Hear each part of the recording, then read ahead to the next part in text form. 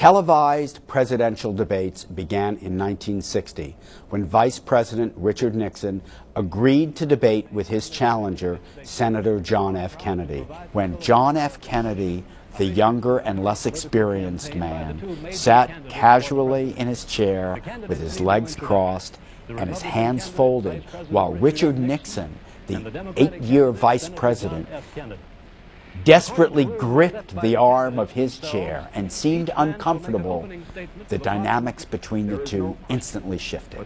And at that point, the stakes were made clear. Because we are in a deadly competition. The better-known, more seasoned candidate had more to lose than gain by debating his opponent. Because Kennedy fared so well and may have defeated Nixon on the strength of that first debate, but I think it could be a greater country. The next 3 presidential elections, there were no debates at all. It was only in 1976, when the incumbent president, Gerald Ford, was unelected, an accidental president, and his challenger, Jimmy Carter, that debates became a fixture in our electoral process. And Gerald Ford, too, would learn the perils of debating his opponent.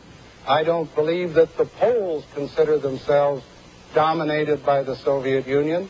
Because Gerald Ford, at a peak moment of the Cold War, seemed unaware that a nation like Poland was actually a satellite of the Soviet Union. Suddenly it was Ford who didn't seem to have as full a grasp of foreign politics as he needed.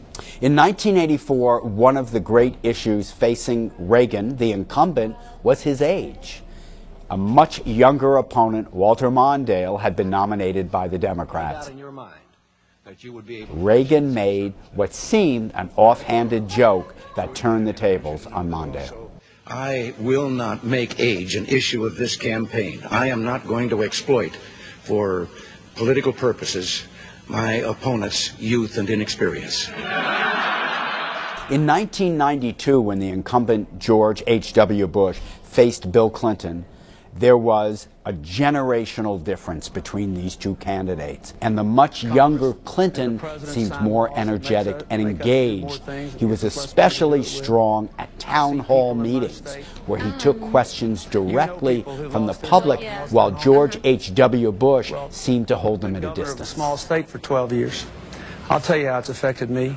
In the 2000 election, one of the questions facing George Bush, the Republican nominee, was whether he had the seasoning and judgment to hold the nation's highest office.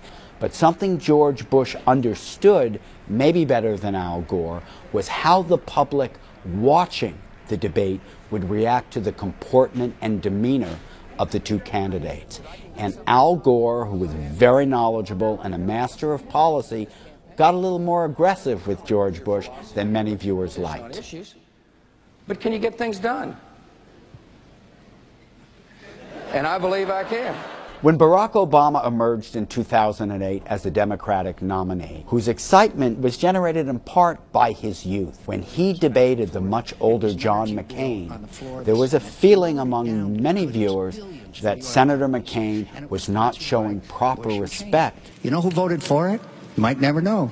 That one. You know who voted? Modern presidential debates are not really so much about the candidates' policies and ideas as about their characters and personalities. And in a time when campaigns are so carefully scripted, the televised debate is the unscripted moment where maybe the real personality or the character of the candidate shows through.